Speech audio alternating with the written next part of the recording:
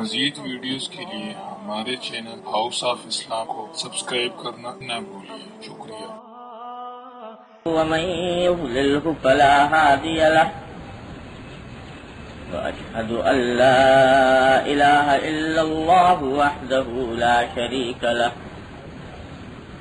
وأشهد أن سيدنا وسندنا ونبينا ومولانا محمدا عبده ورسوله صلى الله تعالى عليه وعلى آله وأصحابه وبارك وسلم تسليما كثيرا أما بعد عن جندب بن عبد الله بن سفيان رضي الله تعالى عنه قال النبي صلى الله عليه وسلم من سمع سمع الله به ومن يرائي يرائي الله به۔ یہ ایک حدیث ہے، حضرت جندب بن عبداللہ بن سفیان رضی اللہ تعالیٰ عنہ صحابی ہیں۔ وہ روایت کرتے ہیں کہ نبی کریم صلی اللہ علیہ وسلم نے ارشاد فرمایا کہ جو شخص شہرت کے لیے کوئی کام کرے کہ لوگوں میں اچھی شہرت ہو جائے تو اس کا نتیجہ بالآخر یہ ہوتا ہے کہ اللہ تعالیٰ اس کو بدنام کر دیتے۔ ومن یرائی یرائی اللہ بھی، اور جو شخص لوگوں کو دکھانے کی خاطر کوئی نیک کام کرتا ہے تو اس کا انجام بالآخر یہ ہوتا ہے کہ اللہ تعالیٰ حقیقت لوگوں کو دکھا دیتے ہیں، اس کی حقیقت لوگوں کو دکھا دیتے ہیں کہ یہ جو کچھ کر رہا تھا سب دکھاوا تھا۔ تو اس حدیث میں نبی کریم سرور دو عالم صلی اللہ علیہ وسلم نے دو بیماریوں کی طرف توجہ دلائی ہے، ریا اور سمعت۔ اس کو عربی زبان میں سمعت کہتے ہیں، یعنی شہرت پسندی۔ شہرت کے لیے کوئی کام کرنا تاکہ میں مشہور ہو جاؤں لوگوں میں۔ کوئی دین کا کام اللہ کے لیے نہیں بلکہ اپنی شہرت حاصل کرنے کے لیے کرے، اس کو سمعت کہتے ہیں۔ اور کوئی دین کا کام، کوئی عبادت آدمی لوگوں کو دکھانے کے لیے کرے تو اس کو ریا کہتے ہیں، ریا، جس کا اردو ترجمہ دکھاوا کیا جاتا ہے۔ تو پچھلے جمعہ میں نے عرض کیا تھا کہ جس ایک خلق کی تحصیل ہر مسلمان کے ذمہ فرض ہے وہ ہے اخلاص، کہ جو کام ہو اللہ کے لیے ہو، اللہ جل جلالہ کو راضی کرنے کے لیے ہو، اللہ کی خوشنودی کی خاطر ہو، اس سے دنیا مقصود نہ ہو۔ یہ اخلاص فرض ہے اور اس کے مقابل ریا حرام ہے، دکھاوا حرام۔ اخلاص سارے اعمال کی روح ہے، اگر اخلاص نہیں تو عمل کتنا ہی کر لے عکارت ہے، بیکار ہے، اور جس نسبت سے اخلاص میں کمی ہوگی اسی نسبت سے اس عمل کا فائدہ کم ہو جائے۔ تو اخلاص اعمال کی روح ہے، اور ریا اور سمعت اس اخلاص کو برباد کرنے والی چیزیں ہیں، خراب کرنے والی چیزیں ہیں، اعمال کو تباہ کر ڈالتی ہیں۔ اللہ تعالیٰ حفاظت فرمائے۔ اور یہ بیماری ایسی ہے دکھاوے کی، اللہ بچائے، کہ اس بیماری سے چھٹکارا آسانی سے نہیں ہوتا، اس کے لیے محنت مشقت کرنی پڑتی ہے، تھوڑی ریاضت مجاہدہ کرنا پڑتا ہے۔ اور یہ ایسا باریک مرض ہے کہ خود بیمار کو بس اوقات پتہ نہیں ہوتا کہ میں بیمار ہوں، سمجھ رہا ہوتا ہے کہ میں مخلص ہوں، حقیقت میں مخلص نہیں ہوتا، ریا کا شکار ہوتا ہے۔ بڑی باریک بیماری ہے۔ تو پہلے اس کی تھوڑی سی حقیقت سمجھ لیں کیا ہے، اور پھر اس کا جو علاج بزرگوں نے بتایا ہے مختصراً اس کا تذکرہ کرنا مقصود ہے۔ پہلے یہ سمجھ لیجئے کہ یہ سارا ریا جو ہوتا ہے دکھاوا یا دکھاوے کے لیے لوگوں کو دکھانے کے لیے کام کرنا، مخلوق کو دکھانے کے لیے کام کرنا، یہ در حقیقت ایک اور بڑی بیماری کا ایک شعبہ ہے. وہ بڑی بیماری ہے حب جاہ، جس کا ایک مرتبہ مستقل بیان پیچھے کر چکا ہوں. بڑی بیماری ہے حب جاہ، کہ لوگوں کے دل میں میرا مرتبہ بڑھ جائے، لوگوں کے دل میری طرف مائل ہو جائیں، لوگ مجھے اچھا سمجھیں، لوگ میری تعریف کریں، لوگ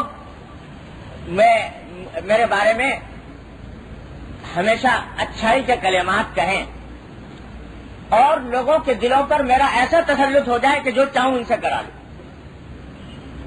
یہ حب جاہ ہے، یہ ہے بڑی بیماری.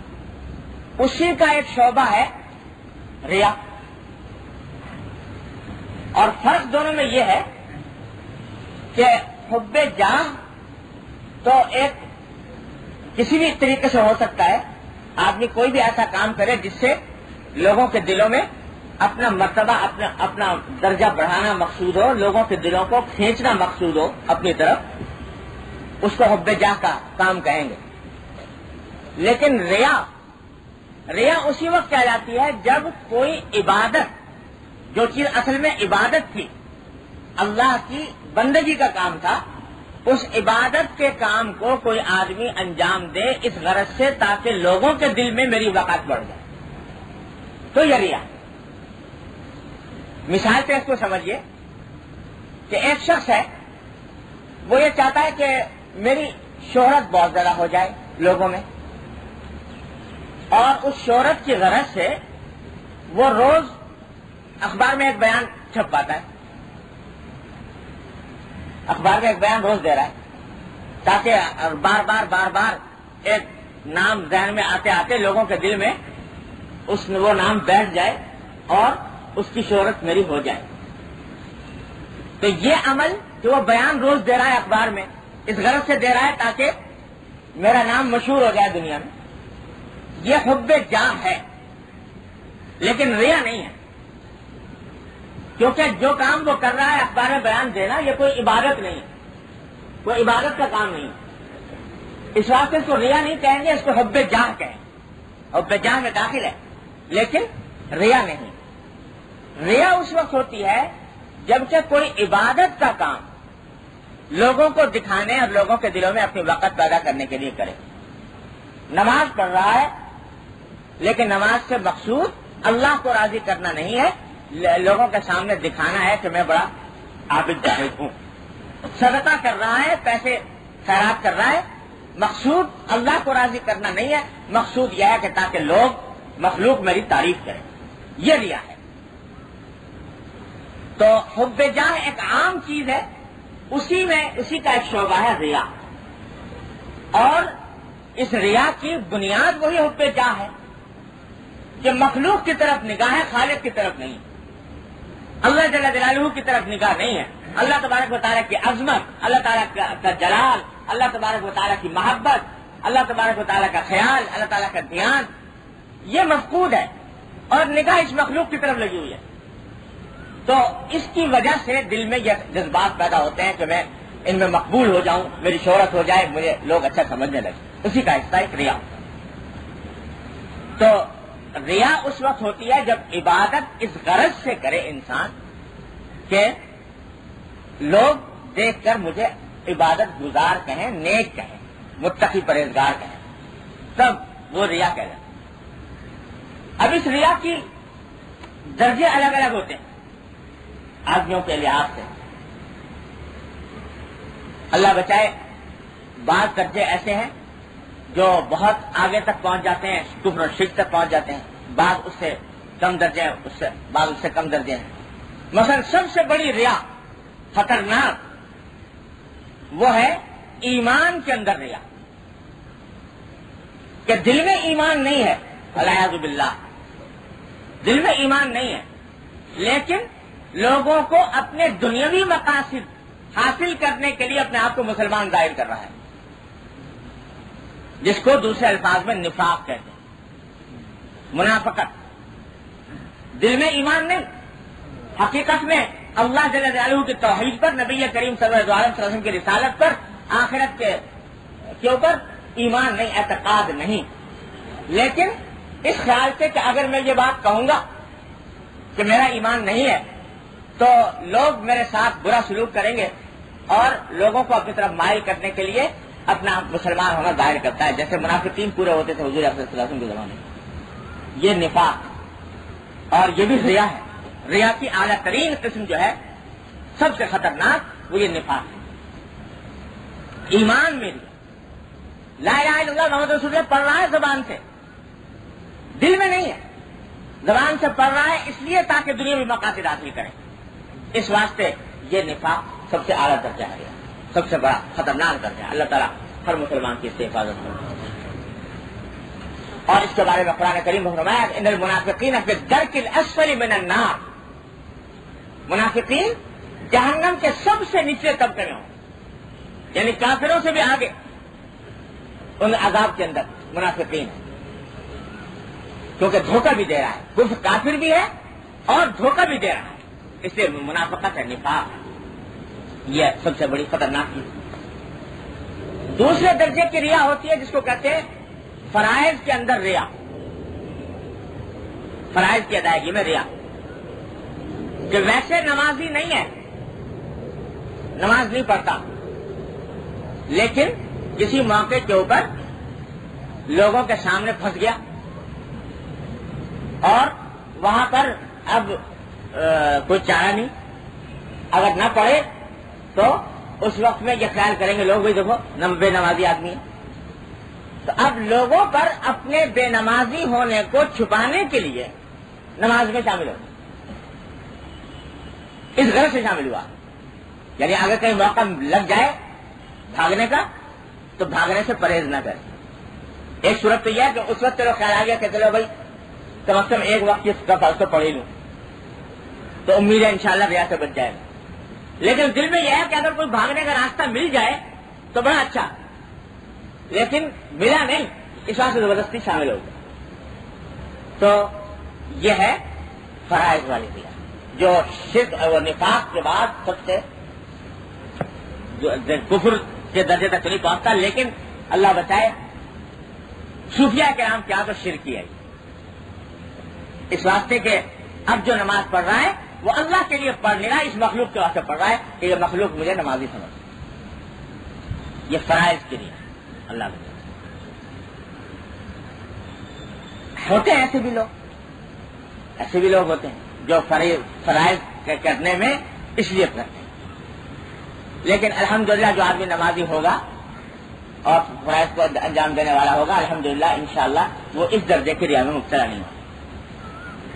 تیسرا درجہ آتا ہے نوافل کی ریا، نوافل کی ریا کہ ویسے تو نفل پڑھنے کا کی توفیق نہیں ہوتی، عادی بھی نہیں ہے، پڑھتا بھی نہیں ہے اور پڑھنے کا ارادہ بھی نہیں ہے، لیکن ایسے مجمع میں پھنس گیا کہ جہاں سارے کے سارے وہ نوافل پڑھ رہے ہیں، اب یہ دیکھتا ہے کہ میں اکیلا بیٹھا ہوں، اگر بیٹھا رہوں گا تو لوگ جو ہے یہ سمجھیں گے کہ بھائی دیکھو سب تو پڑھ رہا ہے اور یہ خالی بیٹھا ہے۔ یہاں بھی وہی بات ہے کہ اگر دل میں خیال آ جائے کہ چلو بھائی اور دنوں میں توفیق نہیں ہوتی، آج اللہ تعالیٰ نے توفیق عطا فرما دی، چلو آج پڑھ لو، پڑھا اللہ ہی کے لیے، دکھانے کے لیے نہیں، اس غرض سے تاکہ مجھے موقع مل گیا، اللہ نے موقع عطا فرما دیا، اس موقع کو غنیمت سمجھاؤ تو بھائی اور دنوں میں توفیق نہیں ہوتی اور اس وقت مجھے موقع مل گیا، بڑا اچھا موقع مل گیا، اللہ تعالیٰ کا شکر ہے، اور اللہ کا شکر ادا کر کے پڑھ لیا، تو یہ ریا نہیں۔ لیکن اس فکر میں تو ہے کہ کہیں سے اگر موقع لگ جائے تو نکل جاؤں یہاں سے، بھاگ جاؤں، لیکن ملا نہیں موقع، اس لیے صرف دکھانے کی خاطر پڑھ لی، یہ ریا، یہ نوافل کی ریا۔ تو پہلے ایمان کی ریا، فرائض کی ریا، نوافل کی ریا، اور آگے بڑھیے۔ اسی طرح ایک ہوتی ہے نوافل یا نماز فرائض ہی ہو، نماز کی کیفیت کی رعایت، کیفیت کی رعایت، یعنی عام حالات میں نماز جو ہے بہت ہی پڑھتا تو ہے لیکن بڑی بھاگ دوڑ میں پڑتا ہے، اور جو اس کے قاعدے آداب وغیرہ ہیں ان کی رعایت نہیں کرتا، گھر گھر پڑھتا چلا جاتا ہے، اور جو طریقہ ہے کہ جس طرح پڑھنی چاہیے وہ اس طریقے کا التزام نہیں کرتا، لیکن کہیں ایسی جگہ چلا گیا کہ جہاں پر اگر وہ اس طرح نماز پڑھے تو لوگ اس کو برا سمجھے، تو اب اس نے سوچا کہ بھئی یہاں تو سب لوگ بڑے اچھے طریقے سے نماز پڑھنے والے ہیں، تو میں بھی ان کو دکھانے کے لیے ایسے ہی پڑھوں۔ تو یہ نماز کی کیفیت میں خشوع طاری کر رہا ہے، خضوع طاری کر رہا ہے، رکوع سجدہ سب اطمینان سے ادا کر رہا ہے، یہ سارے کام کر رہا ہے، اس کا مقصود صرف لوگوں کو دکھانا ہے، اللہ کو راضی کرنا مقصود ہے۔ تو یہ سارا عمل ریا ہے، یہ درجے آ رہے ہیں سب، تو یہ بھی ریا ہے اور اس کے اوپر بھی گناہ ہے، اس کے اوپر بھی گناہ ہے۔ اور 5واں درجہ اس کا ہوتا ہے کہ کیفیات ہیں یہ نوافل کی، یعنی عام حالات میں پتہ تو ہے لیکن اتنی لمبی قرات نہیں کرتا، اتنا لمبا رکوع، اتنا لمبا سجدہ نہیں کرتا، لیکن جب کچھ معتقدین سامنے آ گئے تو سوچ رہا ہے کہ اگر میں یہاں پر اپنے عام معمول کے مطابق پڑھوں گا تو یہ لوگ بدظن ہو جائیں گے، بدگمان ہو جائیں گے، تو اس واسطے رکوع سجدے بڑے لمبے لمبے کرتا ہے، تو رکوع سجدے لمبے کرنے میں، قرات لمبے کرنے میں دوسروں کو دکھا رہا ہے۔ تو یہ 5واں درجہ، اور یہ معاملہ بکثرت پیش آتا ہے، شاید ہر شخص کو پیش آتا ہو۔ نماز پڑھ رہے ہیں، پڑھتے پڑھتے کوئی آدمی آ گیا سامنے، کوئی بڑا آدمی ہے، کوئی استاد ہے، کوئی بیٹا پڑھ رہا ہے، باپ آ گیا، کوئی استاد آ گیا، کوئی اپنا شاگرد آ گیا، اپنا ماتحت آ گیا، پڑھتے پڑھتے جس طرح پڑھ رہا تھا اب اس پڑھنے کے اندر خشوع خضوع کا اضافہ ہو گیا، جو وہ دیکھ رہا ہے اس کے دیکھنے کی وجہ سے خشوع خضوع کے اندر اضافہ ہوتا۔ پہلے اگر پڑھتا، اگر بالکل تنہا ہوتا تو تنہا ہونے کی حالت میں اس طرح نہ پڑھتا اور لمبے رکوع نہ کرتا، لمبے سجدے نہ کرتا، لیکن آدمی چونکہ سامنے آ گیا، دیکھ رہا ہے، تو اس وقت میں کرنا شروع کر دیا۔ اب اس کا مقصود سوائے اس کے کچھ نہیں ہے کہ جب یہ مجھے دیکھے اس طرح نماز پڑھتے ہوئے تو یہ میری دل میں اس کے یہ خیال پیدا ہوگا کہ دیکھو کتنی اچھی طرح نماز پڑھ رہا ہے۔ یہ بڑا زبردست سانحہ ہے جو پیش آتا ہے اور بکثرت پیش آتا ہے، اللہ ماشاءاللہ کوئی مستثنا ہوتا ضرور پیش آتا ہے۔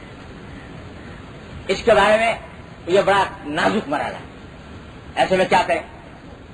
کیا اس خشوع کو چھوڑ دے جو نیا پیدا ہو رہا ہے، اس کو چھوڑ دے اور پہلے کی طرح پڑھے، یا پڑھے اسی طرح خشوع کے ساتھ لیکن اپنی نیت صحیح کرے؟ اس میں ہمارے حضرت حکیم الامت مولانا تھانوی قدس اللہ علیہ وسلم فرماتے ہیں کہ اس میں محققین کی اور صوفیاء کرام کی آراء مختلف ہیں۔ بعض تو کہتے ہیں کہ ایسے آدمی کو چاہیے کہ وہ چھوڑ دے، جس طرح پہلے پڑھا ہے اسی طرح پڑھے، اب جو مزید اس کے اندر خشوع پیدا ہوا بتا، اور مزید جو لمبے سجدے لمبے رکوع کرنے کی فکر پیدا ہوئی، اس کا دھیان نہ کرے، جیسا پڑھ رہا تھا ویسے ہی پڑھے۔ اور بات کہتے ہیں کہ نہیں، جب یہ سب توفیق ہو رہی ہے تو کر لے، لیکن نیت صحیح کر لے کہ میں اس مخلوق کے خاطر نہیں کر رہا، اللہ کے خاطر کر رہا۔ تو حضرت فرماتے ہیں، حضرت تھانوی قدس اللہ علیہ وسلم، کہ بات تو وہ ان لوگوں کی ٹھیک ہے جو یہ کہتے ہیں کہ بھائی نیت ٹھیک کر لو، اور نیت ٹھیک کر کے اور پھر اسی طرح پڑھنا شروع کرو جس کی اب توفیق ہو رہی ہے، اور جنہوں میں توفیق نہیں ہوئی اب ہو گئی، نیت صحیح کر لو۔ لیکن نیت کا صحیح کرنا بڑا مشکل ہے ایسی حالت میں. بسا اوقات ایسا ہوتا ہے کہ وہ نیت کا صحیح کرنا دھوکہ ہو جاتا ہے، وہ نیت صحیح ہوتی نہیں. اس واسطے تدبیر اس کی یہی ہے کہ پھر اس کی وجہ سے تبدیلی پیدا نہ کرے اپنے معمول کے اندر، جیسا کرنا ہے ویسا کرے، بشرطے کہ کوئی کام اس میں نماز کو توڑنے والا نہ کر رہا ہو، تو اس طرح اس کو اسی طریقے سے انجام. اب یہ ساری باتیں جو ہیں، یہ تفصیلات جو میں عرض کر رہا ہوں، یہ تقریباً ہر ایک کو پیش آتی ہیں، کسی کو کم کسی کو زیادہ، لیکن اور یہی وہ موقع ہے کہ جہاں پر ضرورت پڑتی ہے کسی شیخ اور رہنما جو بتاتا ہے کہ تمہیں اس موقع پر کیا کرنا ہے. آدمی کے لیے خود فیصلہ کرنا دشوار ہو کہ میں کیا کروں. بعض اوقات کسی کے لیے کوئی علاج مناسب ہوتا ہے، کسی کے لیے کوئی علاج مناسب ہوتا ہے. اسی لیے کہا جاتا ہے کہ اپنے امراض وہ کسی شیخ سے، کسی مرشد سے اپنے بیماریاں بتا کر اور اس کا علاج کراؤ. تو یہ ریا کا اصل علاج یہی ہے کہ کسی شیخ سے، مرشد سے کا دامن تھامے، اس سے وابستگی اختیار کرے اور اپنے حالات اس کو بیان کر کے اس سے مشورے لیں اور اس کی ہدایت پر عمل کریں. تو یہ بڑا نازک معاملہ ہوتا ہے اس موقع کے اوپر. اللہ اور نماز کی تو میں نے ایک مثال دے دی آپ کو، لیکن نماز ہی کے ساتھ خاص نہیں، ہر عبادت میں صدقہ دے رہا تھا، کوئی فقیر آ گیا، اس کو پیسے دے رہا تھا، دینے کا ارادہ تھا 5 روپے. آدمی ایک آ گیا سامنے، دماغ میں یہ خیال آیا کہ اگر 5 روپے دوں گا اور 5 روپے دیتے ہوئے یہ مجھے دیکھے گا تو کہے گا تو کوئی تعمیر آدمی ہے اور کل 5 روپے کا صدقہ دے رہا ہے. تو اس واسطے اب 5 کے بجائے اس نے 10 کر دیے، 15 کر دیے، 20 کر دیے، 100 کر دیے. یہ جو کیے یہ اللہ کے لیے نہ ہوئے، وہ 5 اللہ کے لیے تھے اس واسطے کہ داعیہ اس میں یہی تھا کہ میں صدقہ کروں. اس سے زیادہ جو ہوئے وہ دکھاوے کے لیے ہوئے، اس آدمی کی خاطر ہوئے، یہ ریا میں داخل ہوتا ہے. تو ہر عبادت میں اور یہ شیطان کا بڑا مؤثر حربہ ہے یہ ریا. آدمی کو دیکھ رہا ہے کہ لگا ہوا ہے عبادت کے اندر، اللہ تبارک و تعالیٰ کی طرف دھیان پیدا ہو گیا ہے، اس دین کی طرف رجوع ہو گیا ہے، نماز پڑھنے لگا ہے، روزہ رکھنے لگا ہے، صدقہ کرنے لگا ہے. تو شیطان بڑا گھبراتا ہے کہ یہ کام اگر ہو گیا تو یہ میرے چنگل سے نکل گیا. تو یہ وار استعمال کرتا ہے، یہ داؤ استعمال کرتا ہے کہ اس کے اس عمل کو خراب کرتا ہے. تو یہ ریا ہو جاتی ہے. یہ 5 اور 6 درجے کی ریا ہے. ان میں سے ہر درجہ ناجائز ہے، گناہ ہے، حرام. اور بعض تو ایسی ہوتی ہیں کہ صوفیاء کرام تو اور آگے بڑھ گئے. وہ فرماتے ہیں کہ ایک آدمی ہے، اس نے بالکل اخلاص کے ساتھ ایک عمل کیا، تنہائی میں بیٹھ کے، کوئی دیکھنے والا نہیں تھا، اللہ جل جلالہ کے خاطر نماز پڑھی اور تسبیح کی، ذکر کیا، صدقہ دیا، تنہائی میں کوئی دیکھنے والا نہیں تھا، اللہ کے سوا کچھ اور مقصود نہیں. بعد میں کیا ہوا؟ کوئی آدمی آ گیا، اس نے ذکر کیا کہ صاحب میں نے آپ کو دیکھ لیا تھا اس وقت، آپ تو ماشاءاللہ بڑی اچھی نماز پڑھ رہے تھے، آپ کی نماز پڑھ کو دیکھ کے مجھے بڑا رشک آیا کہ آپ نے جس طریقے سے نماز پڑھ رہے تھے اس وقت، ایسا اللہ تعالیٰ مجھے بھی عطا فرماتے. یہ اس نے ذکر کیا. نماز پڑھی تھی اللہ کے لیے، کوئی دکھاوا نہیں تھا، کوئی اور مقصود نہیں تھا سوائے اخلاص.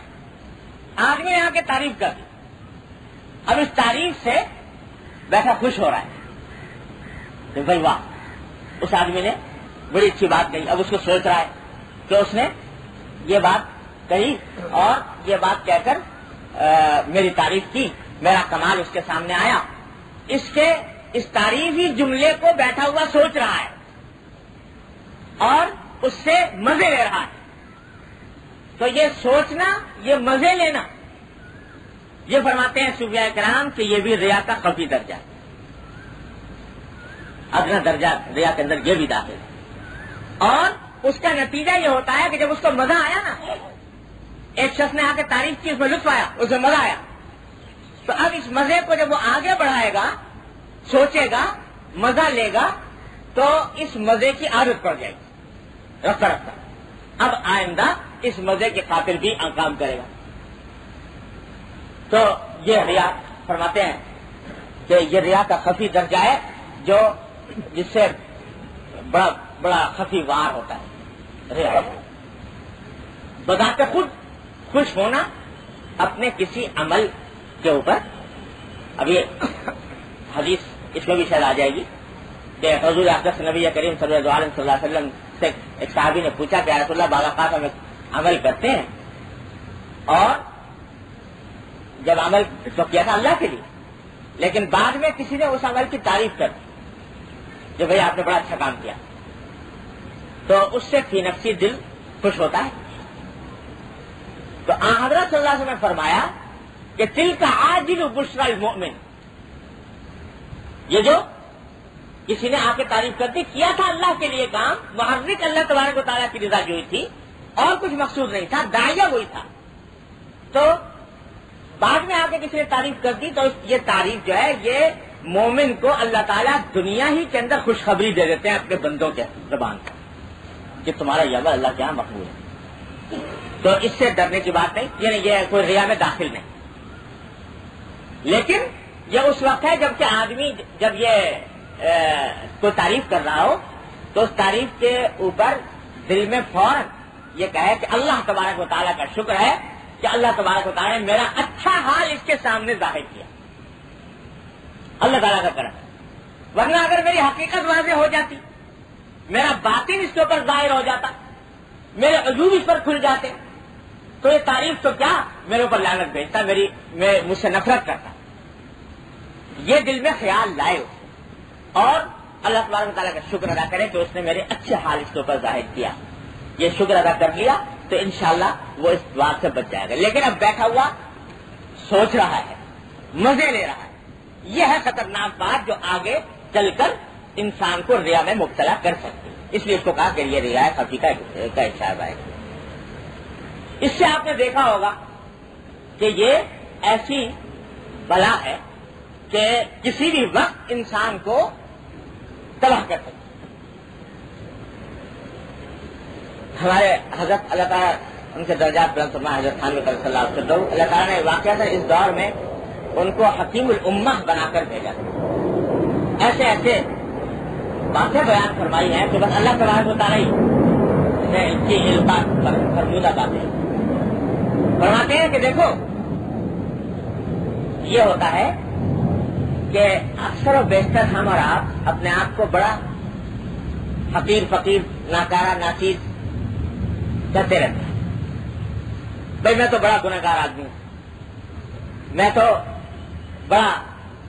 میں جاہل ہوں، اپنے آپ کو ناکارہ کہہ دیا، جاہل کہہ دیا، اور فلاں نے کیا کیا الفاظ اپنے لیے استعمال کر لیتے ہیں اور سمجھتے ہیں کہ یہ میں تواضع کر رہا ہوں، انکسار سے کام لے رہا ہوں کہ اپنے آپ کو ناکارہ کہہ دیا، ناچیز کہہ دیا. فرمایا کہ حقیقت میں یہ اکثر و بیشتر تواضع نہیں ہوتی، تواضع کی ریا ہوتی ہے، تواضع کا دکھاوا ہوتا ہے. اس لیے کہا جا رہا ہے تاکہ پلٹ کر دوسرا آدمی یہ کہے کہ نہیں صاحب آپ تو ماشاءاللہ بڑے عالم فاضل آدمی ہیں، آپ تو بڑے متقی پرہیزگار آدمی ہیں. جواب میں دوسرا اس کی تردید کرے، اس لیے کہا جا رہا ہے.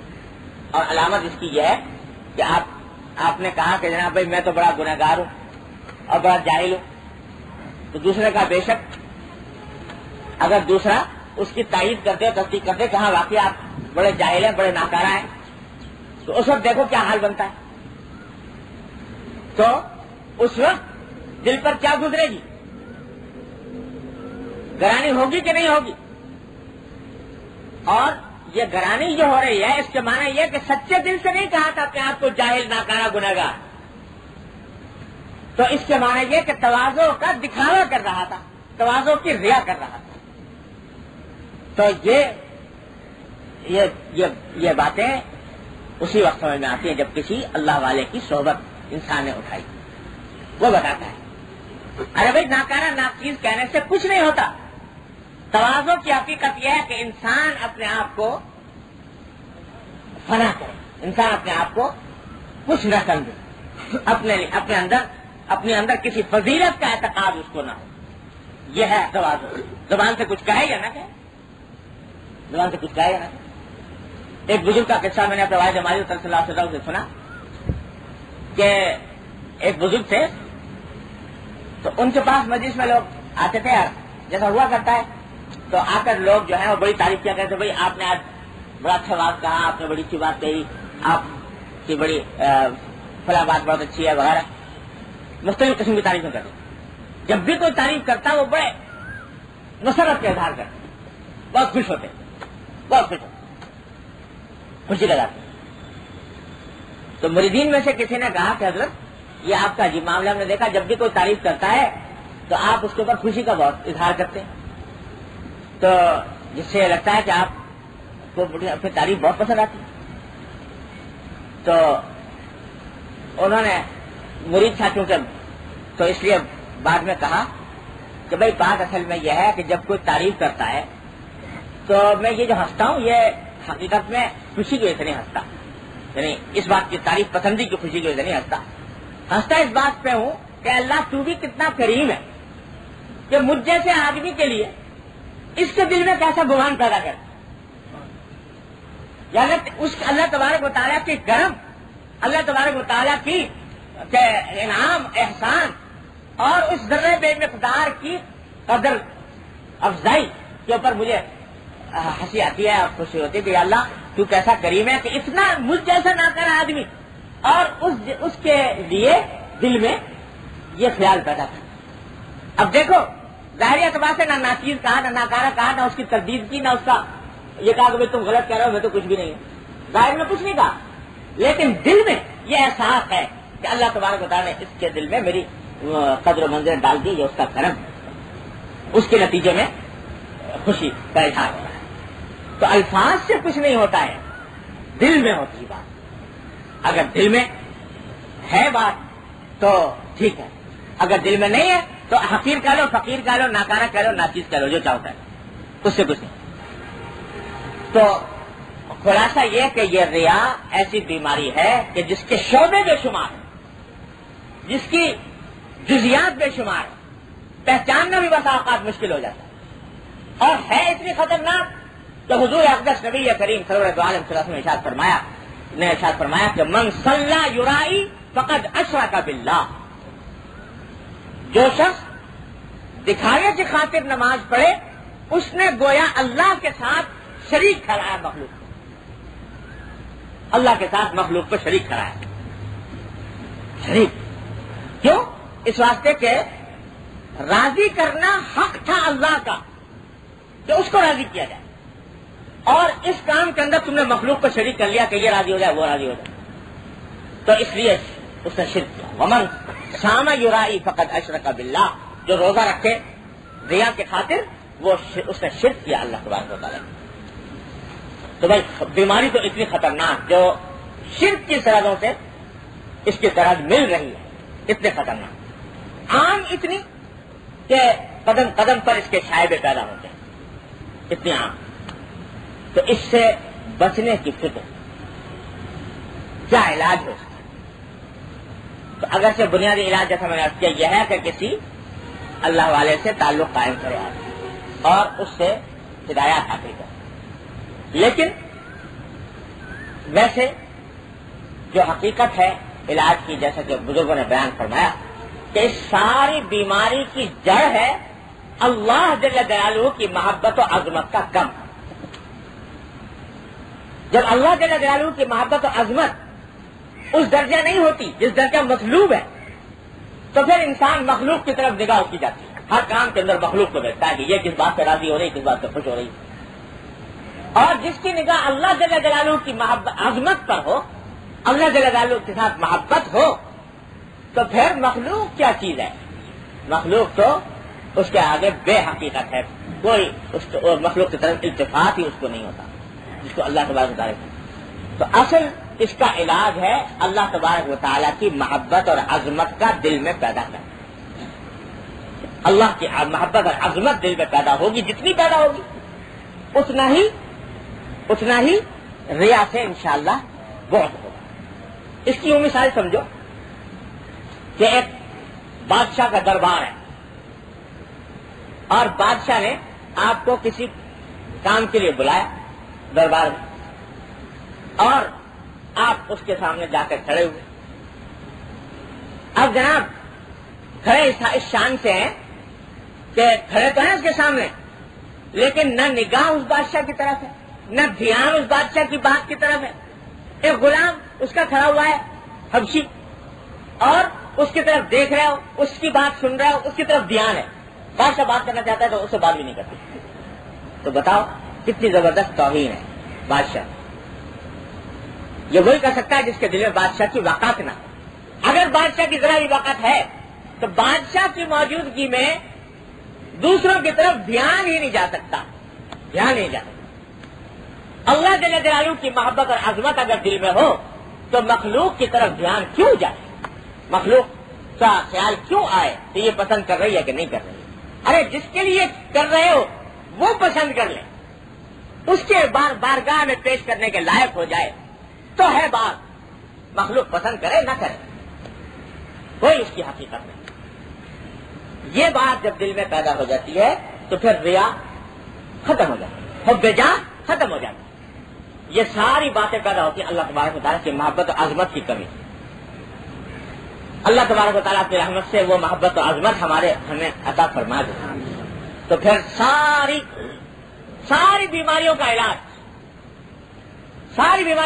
ہے اللہ جل جلالہ کی محبت دل میں پیدا ہو جاتی. جب وہ پیدا ہو جاتی ہے تو سب بیماریاں دور ہو جاتی ہیں. جن کو ہو گئی واقعی، جن کو اللہ تبارک و تعالیٰ نے اپنی محبت و عظمت کا احساس و ادراک پیدا کر دیا، ان کا حال یہ ہے کہ پھر وہ کسی کی طرف دھیان نہیں کرتے. سورج نکل آئے، جب سورج نکل آتا ہے تو تارے رہتے ہیں، نظر آتے ہیں آسمان پہ، لیکن نظر نہیں آ رہے. اس واسطے نظر نہیں آ رہا کہ سورج کا نور اس درجہ پھیلا ہوا ہے اور اس کے نور کا احساس، اس کا کمال اس درجہ ہے کہ جو چھوٹے چھوٹے تارے ہیں وہ نظر سے غائب ہو گئے. سورج جب غائب ہو جائے گا تب تارے نکلیں گے، حالانکہ تھے موجود آسمان. تو اللہ جل جلالہ کی محبت جب دل میں پیدا ہو جائے تو اور ساری محبتیں اس کے آگے ہیچ ہو جاتی ہیں. محبت تو در کنار. آپ نے شاید سنا ہوگا حضرات صوفیاء کرام تو یہاں تک گئے کہ وجود ہی کسی اور کا نہیں نظر آتا سوائے اللہ جل جلالہ. ہر طرف اللہ تبارک و تعالیٰ کا وجود نظر آتا ہے، ہر طرف اللہ جل جلالہ کا وجود نظر آتا ہے. وہ کہتے ہیں جدھر دیکھتا ہوں ادھر تو ہی تو. ہر جگہ ہمیں تو جلوہ اللہ جل جلالہ کا نظر آتا ہے، جس کو آپ نے شاید سنا ہوگا وحدت الوجود. صوفیاء کرام کہتے ہیں وحدت الوجود کے معنی یہی ہے کہ اس کائنات میں حقیقی وجود تو صرف اللہ کا ہے، باقی سارے وجود بے حقیقت ہیں، کل عدم ہے. ہمارے حضرت مجید صاحب جو فرماتے ہیں وحدت الوجود کی بات کو انہوں نے بڑے پیارے برائے میں تعبیر فرمایا ہے کہ جب مہر نمایاں ہوا سب چھپ گئے تارے. جب مہر نمایاں ہوا سب چھپ گئے تارے، تو مجھ کو بھری بزم میں تنہا نظر آیا. پوری بزم تو بھری ہوئی ہے، وظاہر دیکھنے میں سارے موجودات ہی موجودات نظر آ رہے ہیں، لیکن حقیقت میں یہ سب کل عدم ہیں اس وجود حقیقی کا. یہ جو مشہور ہے نا کہ منصور حلاج رحمۃ اللہ علیہ، نام سنا ہوگا آپ نے، بڑے صوفیاء کرام میں سے گزرے، تو انہوں نے کسی وقت کہہ دیا، زبان سے نکل گیا انا الحق، کہ میں ہی حق ہوں. حق سے مراد اللہ جل جلالہ. اب پھانسی بھی ہو گئی، سب کچھ ہو گیا، دنیاوی احکام جو کچھ ہے وہ جاری ہو گئے، لیکن حقیقت میں ان کا مقصود یہ نہیں تھا خدا نہ کرے الیاذ باللہ کہ خدائی کا دعویٰ کرے. مقصود یہ تھا کہ اس کائنات میں تو سوائے اللہ کے کوئی اور ہے ہی نہیں، میرا تو کوئی وجود ہی نہیں، جو کوئی وجود ہے وہ اللہ جل جلالہ کا. اس معنی میں کہا تھا دنیاوی احکام جو کچھ بھی جاری ہوئے، علماء کرام نے جو فتوے لگائے وہ اپنی جگہ درست لگائے، لیکن میں نے عبداللہ جمالی صلی اللہ علیہ وسلم سے سنا کہ جب فتویٰ علماء کرام نے دیا ان کے کہ یہ انا الحق کہنے والا جو سر کہہ رہے میں خدا ہوں تو وہ تو مرتد ہو گیا، لہٰذا مرتد واجب القتل ہوتا ہے، فتویٰ دے دیا کہ قتل۔ تو جب قتل کیا جانے لگا تو حضرت جنید بغدادی رحمۃ اللہ علیہ غالباً وہی انہی کا نام لیا تھا حضرت والے صاحب کہ وہ بھی موجود تھے، فتوے کے انت پر دستخط کرنے میں بھی موجود تھے، اور ساتھ میں جس وقت قتل کیا جا رہا تھا اس وقت بھی موجود تھے۔ تو منصور نے دیکھا ان کو کہ یہی کھڑے ہیں، تو کہا کہ جنید اور جتنے لوگ بھی فتوے پر دستخط کرتے رہے مجھے قتل کا کہتے رہے، مجھے ان کی نہ پرواہ ہے نہ ان سے کوئی شکایت ہے، لیکن تو کیوں آیا؟ تو نے کیوں دستخط کی؟ اس لیے کہ تو حقیقت جانتا ہے کہ میں نے جو کچھ کہا وہ حقیقت میں مقصود اس سے خدائی کا دعویٰ وغیرہ نہیں تھا۔ تو حضرت جنید بغدادی رحمۃ اللہ نے فرمایا کہ حقیقت خواہ کچھ ہو لیکن حکم وہی بنا کے جو فقہائے کرام نے دیا، اس لیے میں نے قتل اس کا فتویٰ دیا کہ پھر حقیقت خواہ کچھ ہو۔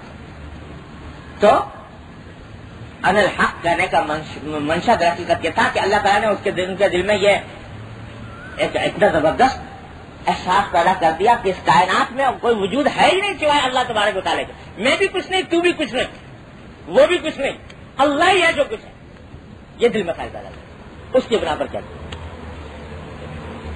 اپنے آپ کو کوئی اپنے آپ کا وجود نظر ہی نہیں آتا تھا، اللہ تعالیٰ ہی کو وجود نظر آتا۔ بہرحال یہ ہے خطرناک بات، ویسے ہی زبان پر آ گئی، یہ یعنی عام تقلید کرنے کی بات نہیں ہے، لیکن کہہ یہ رہا ہوں کہ بزرگوں جو جن کو اللہ تبارک و تعالیٰ اپنی محبت، اپنا عظمت، اپنے وجود کا احساس اس درجے پہنچا دیتے ہیں تو یہاں تک بھی بات پہنچ جاتی۔ ایک بزرگ سے کسی نے پوچھا، بڑا پوچھا کہ حضرت یہ عجیب قصہ ہے کہ فرعون نے بھی کہا تھا ان الحق، فرعون نے بھی ان الحق کہا کہ میں خدا ہوں، انا ربکم الاعلی، میں تمہارا پروردگار ہوں، میں خدا ہوں۔ اس کے بعد لعنت ملامت اور قرآن نے بھی کی اور ساری دنیا کرتی ہے، اور منصور نے بھی کہا ان الحق، تو اس کو کوئی یعنی چاہے قتل کا فتویٰ دے دیا اور کچھ کر دیا ہو، لیکن آج بھی جب منصور کا نام دیتے ہیں تو منصور رحمت اللہ علیہ کہتے ہیں، تو اس سے بھی ان الحق کا، انہوں نے بھی ان الحق کا، فرق کیا دونوں؟ تو کیا خوبصورت جواب دیا ان بزرگ نے، کہا کہ بھائی فرق یہ ہے کہ فرعون نے جو ان الحق کہا تھا وہ اللہ کو مٹا کر کہا تھا، اور منصور نے جو ان الحق کہا تھا وہ اپنے آپ کو مٹا کر کہا تھا۔ فرعون نے کہا تھا کہ اللہ ہے ہی نہیں، میں ہی ہوں جو کچھ ہوں، اور منصور نے کہا تھا میں کچھ نہیں ہوں، اللہ ہی اللہ ہے۔ تو اس نے اپنے آپ کو مٹا کر کہا، اس نے اللہ کو مٹا کر کہا، اس واسطے دونوں میں زمین آسمان کا فرق ہو۔ تو بہرحال بات دور نکل گئی، میں عرض یہ کر رہا تھا کہ ساری جو بنیاد ہے بیماریوں کو دور کرنے کی وہ اللہ جل جلالہ کی محبت اور عظمت، یہ دل میں ایک مرتبہ پیدا ہو جائے تو ساری بیماریاں دور ہو جاتی ہیں، نہ حب جاہ نہ حب مال۔ ان کی خوشنودی، ان کی رضا جوئی، ان کو خوش کرنا، ان کی تعریف جوئی، یہ مقصود نہیں ہوتی۔ جو کچھ ہوتا ہے وہ اللہ تبارک و تعالیٰ ہی کے لیے کرتا ہے۔ حضرت شاہ محمد اسماعیل شہید رحمۃ اللہ علیہ تو واقعہ شاید پہلے بھی سنایا تھا، جامع مسجد میں حضرت شاہ اسماعیل شہید رحمۃ اللہ علیہ دہلی کی جامع مسجد میں واز کہا، بڑا لمبا چوڑا گھنٹوں کا واز کیا کہ نیچے اتر رہے تھے سیڑھیوں سے، تو ایک دیہاتی آدمی بیچارہ دور سے بھاگا سانس چڑھا ہوا وہ چڑھ رہا تھا، اس نے دیکھا کہ لوگ اتر کے جا رہے ہیں مسجد سے، تو اس کا بیچارے کا دل دکھا، اس نے مولانا سامنے آ گئے تو مولانا سے پوچھا کہ کیا مولوی اسماعیل کا واز ختم ہو گیا؟ انہوں نے کہا ہاں بھائی ختم ہو گیا۔ کہ انا للہ، میں تو بہت دور سے آیا تھا مولوی اسماعیل کا واز سننے کے لیے، بہت دور گاؤں سے آیا تھا اور ختم ہو گیا۔ بڑا اس نے حسرت کا اظہار کیا۔ مولانا نے جب سنا تو اس کا ہاتھ پکڑا اور کہا کہ بھائی تمہیں کوئی اس کی افسوس کی ضرورت نہیں، بیٹھ جاؤ، میرا ہی نام اسماعیل ہے اور میں نے ہی واز کہا تھا، میں تمہیں بٹھا کر ابھی سنا دیتا ہوں میں نے کیا کہا تھا۔ تو بیٹھ کر وہیں سیڑھیوں میں بیٹھ گئے اور جتنا بڑا واز کہا تھا وہ سارا کا سارا اس ایک آدمی کے سامنے دوڑا دیا، یہ کہا تھا۔ کسی نے بعد میں کہا کہ حضرت آپ نے بھی کمال کیا، ایک آدمی کی خاطر گھنٹوں کا وقت دوبارہ دوہرا دیا، ایک آدمی کے ساتھ. تو جواب دیا حضرت ماشاء اسماعیل شہید رحمۃ اللہ علیہ نے کہ بھائی بات اصل میں یہ ہے کہ میں نے تو پہلے بھی ایک ہی کے لیے کہا تھا اور اب بھی ایک ہی کے لیے کہا. پہلے بھی ایک ہی کے لیے کہا تھا اللہ جل جلالہ کی خاطر، اور اب بھی اسی کی خاطر کہا. مجمع کتنا ہے کتنا نہیں ہے، اور مجمع اس کو پسند کر رہا ہے یا نہیں کر رہا، اس سے راضی خوش ہو رہا ہے کہ نہیں ہو رہا، اس سے مجھے بحث نہیں. میں تو پہلے بھی اسی کے لیے کہا تھا، اب بھی اسی کے لیے کہا. یہ ہے کہ نگاہ مخلوق کی طرف سے ختم اٹھ گئے، اللہ جل جلالہ کی طرف نگاہ ہے کہ وہ راضی ہو جائے، وہ خوش ہو جائے. اللہ میرے بھائی ماجد صلی اللہ علیہ اللہ تعالیٰ کے درجات بلند فرمائے. وہ فرمایا کرتے تھے کہ ہندی زبان کی ایک مثل ہے، وہ یہ کہ سہاگن وہ جسے پیا چاہے، سہاگن وہ جسے پیا چاہے. اور اس کی مثال دی حضرت نے کہ ایک لڑکی تھی، اس کی شادی ہو رہی تھی، تو شادی میں آ کر جو عورتیں اس کا سنگار پٹار کیا کرتی ہیں وہ بڑا سنگار کر رہی تھی. تو بڑا سنگار میں اس کی سہیلیاں آ رہی، کوئی آ کے کہہ رہی تو بڑی خوبصورت لگ رہی ہے، تیرا چہرہ اتنا خوبصورت لگ رہا ہے، تیری آنکھیں ایسی ہیں، تیرا یہ سنگار بڑا اچھا ہے، بڑی تعریفیں کر رہے. وہ ہر ایک کی تعریف سنتی ہے، سنی انسنی کر دے. کسی نے آ کے کہا بھائی اتنی تیری سہیلیاں تجھے تعریف کر رہی ہیں، تجھے کسی کا نہ تھی شکریہ ادا کیا، نہ کسی کا کے اوپر تھی خوشی کا اظہار کیا کہ یہ تعریف کر رہی ہے، کیا بات ہے؟ انہوں نے کہا کہ بات اصل میں یہ ہے کہ بے شک یہ تعریفیں کر رہی ہیں، ان کی اچھائی کی بات ہے کہ تعریف کر رہی ہیں، لیکن ان کی تعریف سے مجھے فائدہ کچھ نہیں، ان کی تعریف سے کی حقیقت کچھ نہیں. بات تو جب بنے گی کہ جس کے لیے تیار کیا جا رہا ہے وہ تعریف کرے، وہ کہے کہ ہاں تو مجھے پسند ہے، تب ہے فائدہ. ان کی تعریف کرنے سے کیا فائدہ؟ تو میرے والد ماجد صلی اللہ علیہ وسلم فرمایا کرتے تھے کہ بھائی یہ جو کچھ ہم تم کر رہے ہیں اس دنیا کے اندر، یہ کوئی آ کے تعریف کرتے کہہ جائے بھائی بڑا اچھا کام کیا آپ نے، بڑی اچھی تقریر کی، بڑے اچھا واز کہا، بڑی اچھی تصنیف کی، بڑی اچھی عبادت کی، اس کا حاصل کچھ نہیں، ہوا میں اڑ گیا. ہاں جس کے لیے کیا جا رہا ہے وہ کہتے توحید تو یہ ہے کہ خدا حشر میں کہہ دے یہ بندہ دو عالم سے خفا میرے لیے، وہ کہتے کہ ہاں تو نے یہ کام ہے. کیا کیا تھا کہ یہاں ایتھا النفس المطمئنہ ارجعی الی ربک راضیۃ مرضیہ فادخلی فی عبادی وادخلی جنت. ایک بزرگ تھے، وہ فرماتے تھے کہ ان کے بارے میں لکھا ہے کہ ہنستے نہیں تھے کبھی، مسکراہٹ تک نہیں آتی تھی، حال تھا مسکراہٹ بھی نہیں آتی. تو کسی نے پوچھا کہ اگر آپ کو کبھی ہنستے ہوئے نہیں دیکھا، کبھی مسکراہٹ آپ کے اوپر نہیں آتی. کہا کہ بھائی اصل میں مسکراہٹ کیسے آئے کچھ پتا نہیں، کہ جب دنیا سے جاؤں گا تو اس بارگاہ کے اندر کوئی میرا عمل قبول ہوگا کہ نہیں ہوگا، اللہ تبارک و تعالیٰ پسند فرمائیں گے کہ نہیں فرمائیں گے. ساری عمر نہیں ہنسے. دیکھنے والوں کا بیان ہے کہ جب انتقال ہوا تو انتقال ہوتے ہی چہرے پر مسکراہٹ آ گئی، انتقال ہوتے ہی چہرے پر مسکراہٹ آ گئی. بظاہر یہ لگتا ہے کہ اس وقت پیغام مل گیا کہ یا ایتھا النفس المطمئنہ ارجعی الی ربک راضیۃ مرضیہ فادخلی فی عبادی وادخلی جنت. تو فکر اس کی ہو کہ اس کے لیے جو کام ہو رہا ہے اس کو پسند آئے، مخلوق کو پسند آئے نہ آئے، لیکن اس کو پسند آئے. یہ محبت و عظمت دل میں اللہ تبارک و تعالیٰ کی پیدا ہو جائے تو بس سارے ہمارے جو دلدر ہیں وہ دور ہو جائیں، ساری بیماریاں ختم ہو جائیں. پیدا کیسے ہو؟ محبت عظمت. اللہ اصل بات تو یہ ہے کہ محبت والوں کے پاس بیٹھو تو وہ محبت کی آگ تھوڑی سی اس کی تپش تمہارے اوپر بھی اثر انداز ہو جائے. لیکن حضرت حکیم الامت صلی اللہ علیہ وسلم نے فرمایا کہ اس کا ایک کسبی طریقہ بھی ہے محبت کو، اللہ تبارک و تعالیٰ کی محبت و عظمت کو بڑھانے. کیا کہ اللہ تبارک و تعالی کی نعمتوں کا استحضاء، جو نعمتیں اللہ تبارک و تعالی نے عطا فرما رکھی ہیں اس کا دھیان، کیا کچھ نعمتیں دی مجھے، کیسی نعمتوں کی بارش مجھ پر فرمائی، اس کا خیال۔ تو حضرت ہمارے فرماتے ہیں، حضرت خان صلی اللہ علیہ وسلم کہ 24 گھنٹوں میں سے تھوڑا سا وقت بعد سونے سے پہلے عشاء کے بعد 5-10 منٹ یہ مراقبہ کر۔ مراقبے سے مراد یہ ہے کہ ذرا دھیان کرو، خالی ہو کے، خالی ذہن ہو کے کیا کیا نعمتیں اللہ تبارک و تعالیٰ کا فرمائے۔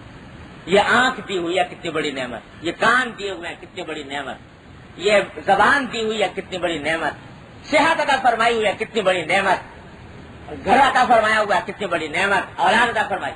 جتنی نعمتیں ان میں سے ایک ایک کا دھیان کر کے اور ان نعمتوں کو دل میں استحضار کرو۔ ایک طرف تو یہ کرو، اور دوسری طرف اپنی تقصیرات اور اپنی کوتاہیوں کا استحضار کرو کہ میں نے ان نعمتوں کا کیا حق ادا کیا۔ یہ آنکھ اللہ نے نعمت دی تھی، اتنی بڑی نعمت مفت کہ قدر معلوم نہیں ہوتی۔ آج خدا نہ کرے ایک آنکھ کی بینائی میں فرق آ جائے تو انسان لاکھوں روپیہ خرچ کرنے کو تیار ہو جائے۔ اللہ نے مفت دے رکھی، اتنی بڑی نعمت دے رکھی ہے، میں نے اس کا کیا حق ادا کیا، اس کو کہاں استعمال کیا، کتنے گناہوں میں استعمال کیا، اور نعمتیں جو اللہ تعالیٰ نے تو فرمائی ہوئی ہے ان کا استعمال میں نے کیسے کیا تھا۔ ایک طرف اپنی کوتاہیوں کا استحضار اور دوسری طرف اللہ تبارک و تعالیٰ کی طرف سے نعمتوں کا استحضار کہ دیکھو اگر میرے ساتھ کوئی یہ معاملہ کرتا، میرا ایک نوکر ہے، فرض کرو نوکر نہ صحیح، ایک آدمی ہے بے یارو مددگار پھر رہا تھا، کوئی پوچھنے والا نہیں تھا، کھانے کو روٹی نہیں تھی، پہننے کو کپڑا نہیں تھا، سر چھپانے کو مکان نہیں تھا، میں اس کو اوپر ترس کھا کے اس کو اپنے گھر لے آیا، اپنے گھر میں بھائیوں کی طرح رکھا اور اس کو کھانا دیا، اس کو کپڑے دیے، اس کو جگہ عطا کی اور اس کو اپنے بھائیوں کے ساتھ کی طرح گھر کا سکون فراہم کیا۔ اب وہ شخص میرے گھر میں رہ رہا ہے اور میرے گھر میں رہتے ہوئے وہ میری نافرمانی کرتا ہے، کبھی چوری کر رہا ہے گھر میں، کبھی بد نگاہی کر رہا ہے گھر کی خواتین کے ساتھ، کبھی کچھ کر رہا ہے کبھی کچھ کر رہا ہے، یہ کیسے کر رہا ہے۔ ایک مرتبہ دیکھو گے، 2 مرتبہ دیکھو گے، 3 مرتبہ دیکھو گے، سمجھاؤ گے، ڈانٹو گے، 4تھی مرتبہ اس کو کان پکڑ کے گھر سے نکال دو، تو اس قابل نہیں ہے کہ تیرے ساتھ یہ احسان کیا جاتا۔ احسان فراموش نمک حرام، کہ تو نے یہ حرکتیں کی ہیں، ان احسانات کا یہ بدل۔ کتنا ہی بڑے سے بڑا حلیم بردبار انسان ہو، مسلسل نافرمانیاں دیکھ کر اس شخص کی جس کے ساتھ احسان کیا گیا، مسلسل نافرمانیاں دیکھ کر اس کو کان سے پکڑ کے گھر سے نکال دے گا، لیکن اس مالک کے بے نیاز کا کرم تو دیکھو کہ صبح سے شام تک اس کی نافرمانیاں ہو رہی ہیں، اس کے حکم کے خلاف کام ہو رہے ہیں، گناہ ہو رہے ہیں، اور اس نے پھر بھی نعمتوں سے نوازا ہوا ہے، چھینتا نہیں۔ آنکھ پھر بھی دے رکھی ہے، کان پھر بھی دے رکھے ہیں، زبان پھر بھی دے رکھی ہے، زندگی پھر بھی عطا فرمائی ہوئی ہے، اس کا خیال کر۔ تو اگر انسان ان نعمتوں کا استحضار کرے، دھیان کرے، تو اللہ تبارک و تعالیٰ کی نعمتوں کا استحضار کرے، اللہ تبارک و تعالیٰ کی محبت و عظمت کی پیدا ہوئے بغیر چارہ نہیں ہوگا۔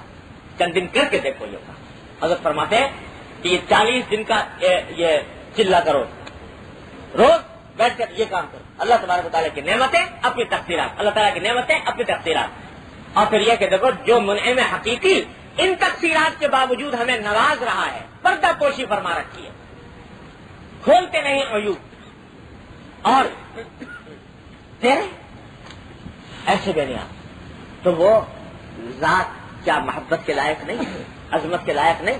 یہ بات انسان کے دل میں خود بخود پیدا ہو رہی ہوگی۔ 40 دن یہ مراقبہ کرنا، اللہ تبارک و تعالیٰ کی محبت اور عظمت پیدا کرنا، اور جب یہ محبت و عظمت دل میں پیدا ہو گئی تو انشاءاللہ ثم انشاءاللہ مخلوق کی طرف سے نگاہ ہٹ جائے گی۔ نگاہ اس معنی میں ہٹ جائے گی کہ مخلوق کی خوشنودی کی خاطر آدمی کام نہیں کرتا، ہاں کیا کرے گا؟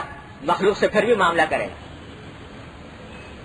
مخلوق سے معاملہ اس لیے کرے گا کہ یہ میرے مالک کی پیدا کی ہوئی مخلوق ہے، اس کے میرے ذمہ حقوق ہیں، اس کو اپنے عمل سے خوش کر لوں، اس لیے وہ بھی خوش کرنا اللہ کے لیے ہوگا. تو یہ معاملہ تو ہوگا، لیکن یہ بات کہ اس کی تعریف کی خاطر، اس کی رضا جوئی کی خاطر یہ کام کرتا رہوں، اس کے بعد اللہ. تو خلاصہ بات کا یہ نکلا کہ یہ ریا اور حب جاہ، دکھاوا، یہ ساری باتیں پیدا ہوتی ہیں اللہ جل جلالہ کی محبت اور عظمت کی کمی. اور سبق ہمیں آج یہ ملا کہ اللہ تبارک و تعالیٰ توفیق عطا فرمائے کہ روز اللہ تبارک و تعالیٰ کی نعمتوں کا استعمال. بعض آنکھیں ہوتی ہیں جو نعمتوں کی طرف نہیں جاتی، ہر وقت مصیبتوں کی طرف جاتی. اللہ بچائے. نہ شکری آنکھیں، نہ شکری، ہر وقت دماغ مصیبتوں کی طرف لگا ہے. میں اس مشکل میں ہوں، اس مصیبت میں ہوں، اس پریشانی میں ہوں، پریشانیوں میں دھیان جا رہا ہے، اللہ کی نعمتوں کی طرف خیال نہیں. ارے اگر مقابلہ کر کے دیکھو، کتنی بھی مصیبتیں آ جائیں پھر بھی اللہ تبارک و تعالیٰ کی نعمتوں کا پلہ ہر آن بھاری رہے گا. ان تعدوا نعمت اللہ لا تحصوها، اگر اللہ کی نعمتوں کو شمار کرو شمار نہیں کر سکتے. ان الانسان لظلوم کفار، انسان بڑا ظالم، بڑا ناشکرا ہے کہ نعمتوں کو بھول جاتا ہے. ان نعمتوں کو بعض نگاہیں یہ ناشکری ہوتی ہے جو مصیبتوں کی طرف دھیان کرتی ہے. اللہ تبارک و تعالیٰ کی نعمتوں کی طرف اگر نگاہ جانے لگے تو ساری مصیبتیں ویسے بھی آسان ہو جائیں. تو حقیقت نہیں. میرے والد مالک صلی اللہ علیہ وسلم کے استاد تھے حضرت میاں صاحب رحمۃ اللہ علیہ، حضرت مولانا سید اصغر حسین صاحب رحمۃ اللہ علیہ، نام ان کا اصغر حسین تھا. حضرت میاں صاحب کے نام سے مشہور تھے. عجیب فرشتہ بزرگ تھے، صحابہ کرام کے دور کی یادیں تازہ کی. ان کا قصہ میں نے اپنے والد سے سنا. فرماتے تھے کہ ایک مرتبہ مجھے پتا چلا کہ حضرت کو بخار ہو گیا، تو میں عیادت کے لیے گیا تو دیکھا تو بہت تیز بخار تھا اور اس بخار میں تپ رہے تھے. میں نے جا کر سلام کیا، سلام کر جب پوچھا کہ حضرت کیسے مزاج ہے، تو فوراً فرمایا کہ الحمدللہ میری آنکھ میں کوئی درد نہیں، الحمدللہ میرے کان میں کوئی درد نہیں، الحمدللہ میرے پیٹ میں کوئی درد نہیں، الحمدللہ میرا معدہ ٹھیک کام کر رہا ہے، الحمدللہ میرا جتنی تکلیفیں نہیں تھیں وہ ساری بیان کر. آخر میں جا کر بخار ہے انشاءاللہ روا ہو جائے. ہم تم ہوتے تو سارا دکھڑا بخاری کا روتے. لیکن یہ اللہ والے ہیں جن کی نگاہیں اس بات کی طرف جا رہے ہیں کہ عین اس بخار کے وقت میں کیا کیا نعمتیں اللہ تبارک و تعالیٰ نے عطا فرما رکھی ہیں. ان کی طرف ایک تکلیف ہے، ٹھیک ہے. میری ایک خاتون نے ایک مرتبہ حضرت والد صاحب صلی اللہ علیہ وسلم سے بیٹھے ہوئے تھے تو ذکر آ رہا تھا، تو یہ ذکر آ گیا کہ بچوں کے عام طور سے جب دانت نکلتے ہیں تو کچھ مختلف قسم کی تکلیفیں ان کو بچوں کو ہو جاتی ہیں. اور وہ خاتون جو تھی آخر ان میں دانت اب نکلنے والے تھے، ہل رہے تھے، کبھی کسی کوئی دانت نکل رہا ہے، کبھی دوسرا نکل رہا ہے، کبھی کسی میں درد ہو گیا، کبھی کسی کو نکالنا پڑا. تو اس کا ذکر کر رہی تھی تو انہوں نے کہا میرے والد ماجد سے کہ حضرت یہ عجیب دانت بھی عجیب ہے کہ یہ آتے ہوئے بھی تکلیف دیتے ہیں، جاتے ہوئے بھی تکلیف دیتے ہیں. جب آتے ہیں تو اس وقت بھی بچے کو کبھی بخار ہو رہا ہے، کبھی دست آ رہے ہیں، کبھی پیچش ہو گئی، کبھی الٹیاں آ گئی، تو آتے ہوئے بھی تکلیف دیتے ہیں، جاتے ہوئے بھی دیتے ہیں. جب جاتے ہیں تو اس وقت میں کبھی درد ہو رہا ہے، کبھی کچھ ہو رہا ہے. تو میرے والد ماجد صلی اللہ علیہ وسلم نے فرمایا ان سے خطاب کر کے کہ اللہ کی بندی، تمہیں ان دانتوں کی دو ہی باتیں یاد رہیں کہ آتے ہوئے بھی تکلیف دی تھی انہوں نے، اور جاتے ہوئے بھی تکلیف دے رہے ہیں. اور یہ جو 50-60 سال یہ خدائی مشین تم نے استعمال کی اور ان سے نہ جانے کتنے منو ٹنوں غذا چبا گئی اور اس سے اپنا پیٹ بھرا، وہ نعمتیں یاد نہ رہیں، بس آنے جانے کی بات یاد رہی.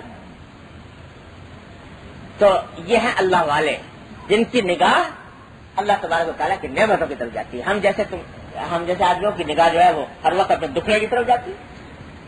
حالانکہ یقین رکھو اس دنیا کا مظلوم ترین انسان لے لو، مصیبت زدہ ترین انسان لے لو اور پھر فہرست بناؤ اس کو مصیبتیں کتنی پہنچی اور نعمتیں کتنی حاصل ہوئی، تو اس میں کوئی ادنا شک نہیں کہ نعمتیں 1000 گنا زیادہ ہوں گی مصیبتوں کے مقابلے، کتنا ہی مصیبت ذرا کیوں نہ ہو۔ تو اللہ تبارک و تعالیٰ کی نعمتوں کو یاد کرو، نعمتیں انسان یاد کرتا ہے تو منعم کے ساتھ محبت انسان کی فطرت ہے۔ محبت میں کمی وسعت ہوتی ہے جبکہ اس کے انعام و احسان کا استحضار نہیں ہوتا، یہ نعمتوں کا استحضار ہے۔ اللہ یہ استحضار بھی کرو، اور ایک دعا نبی کریم صلی اللہ علیہ وسلم نے تلقین فرمائی، البی الفاظ اس کی یہ ہے کہ اللہم انی استغفرک للنعم التي تقویت بها علی معصیت، اے اللہ میں آپ سے مغفرت مانگتا ہوں ان نعمتوں پر جن نعمتوں سے مجھے آپ کی نافرمانی کرنے کی تقویت ملی، یعنی جن کے ذریعے جن کو نعمتوں کو میں نے آپ کی نافرمانی میں استعمال کیا۔ یہ استغفار بھی کرتے رہے، اگر الفاظ یاد نہ ہو تو مفہوم ہی سے دعا کر لیں کہ اللہ جو نعمتیں آپ نے عطا فرمائی تھیں آپ کا شکر، اور ان کو جو میں نے غلط استعمال کیا اس پر استغفار، شکر اور استغفار یہ کام کر۔